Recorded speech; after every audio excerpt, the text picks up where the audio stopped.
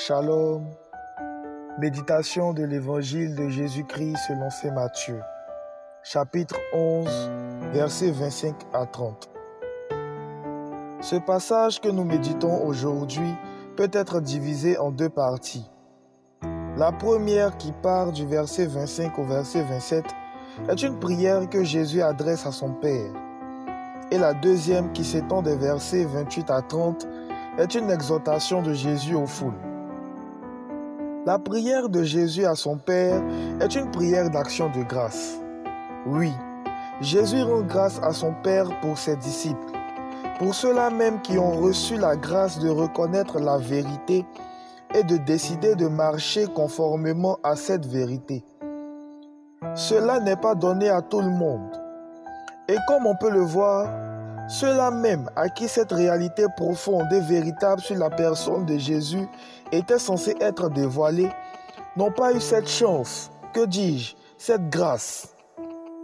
Ces personnes que Jésus désigne par sages et intelligents en griffe sont ceux-là qui étaient censés être les détenteurs de la vérité, les guides spirituels et infaillibles, les super érudits qui savent tout de tout et à qui aucune vérité n'échappe. Ce sont en l'occurrence les pharisiens et les docteurs de la loi. Mais pourtant, on sait tous quelle était l'attitude de ces derniers vis-à-vis de Jésus qui est la vérité. La vérité, la vraie, leur a échappé pour se dévoiler plutôt aux personnes considérées comme ignorantes, aux personnes simples et ordinaires. Et ce sont ces dernières que Jésus appelle tout petits. Oui, tout petits, car ces personnes simples ont justement les attributs et l'attitude nécessaires pour accéder à la vérité. Il n'y a point d'orgueil en eux, point de cupidité, point de malice. Ils ont juste ouvert leur cœur aux paroles que Jésus leur a dites et ils ont mis leur foi dans le Verbe, tout comme des enfants. Or, Jésus nous apprend justement, en Matthieu le chapitre 19 et le verset 14, que le royaume des cieux, ainsi que ses mystères, cela va de soi, est à ceux qui ressemblent à des enfants.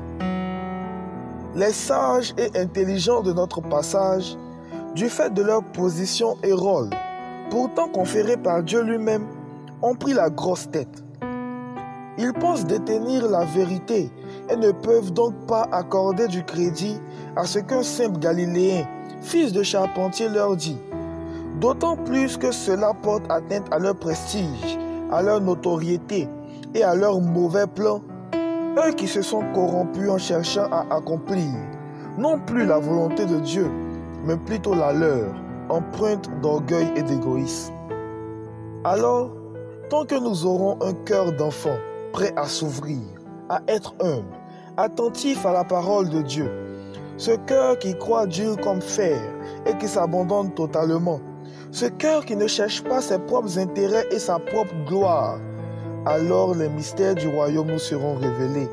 Dieu lui-même décidera, dans sa bonté, comme le dit Jésus en verset 26, de se révéler à nous à travers le chemin que nous a montré son Fils, car en effet, nul ne connaît le Père sinon le Fils, et celui à qui le Fils veut le révéler, nous dit Jésus au verset 27.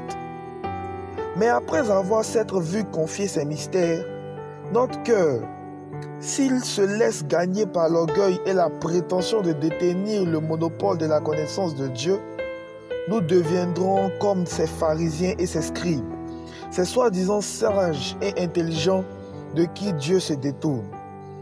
Gardons-nous donc de tomber dans le piège qui les a engloutis. Par ailleurs, l'attitude de Jésus nous invite à nous aussi rendre grâce à Dieu pour le bien qu'il fait dans la vie de nos frères. Ne prions pas seulement pour nous, prions et rendons grâce les uns pour les autres. Dans la deuxième partie, Jésus nous appelle à nous reposer entièrement sur lui, à lui confier notre fardeau. Selon les exégètes de la Bible de Jérusalem, ce fardeau, c'est la loi. Cette loi qui, étant déformée par les mauvais guides du peuple, s'est transformée en véritable chaîne d'esclavage pour le peuple.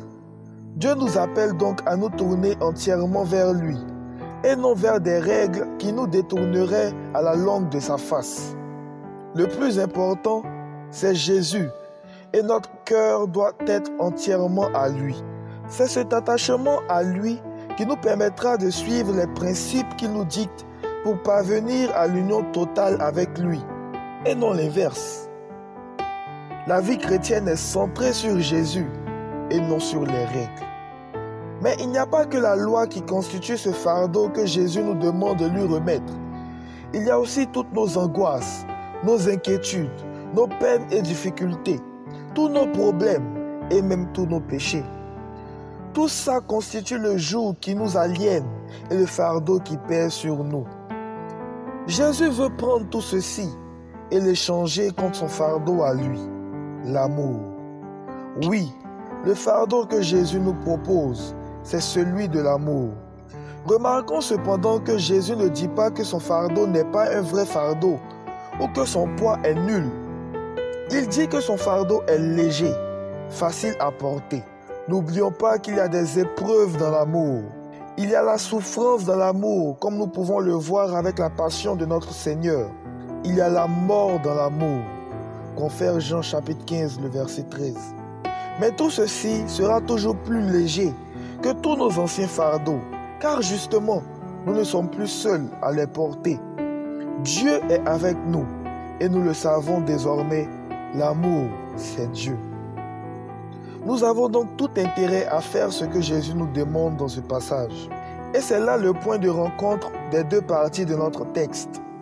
En effet, il nous faut ce cœur d'enfant pour lequel Jésus rend grâce à son Père pour comprendre que nous gagnons infiniment plus à déposer nos fardeaux aux pieds de Jésus pour prendre le sien. Pour le monde, cela pourrait sembler incompréhensible. C'est un vrai mystère. Mais heureusement que Dieu a décidé de révéler ces mystères aux tout petits de son royaume et non aux érudits du monde.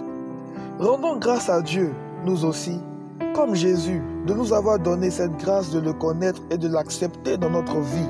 Et prions-le afin que cette grâce ne nous quitte pas et nous aide à garder le cœur de tout petit pour entrer pleinement dans le mystère de son amour. Amen.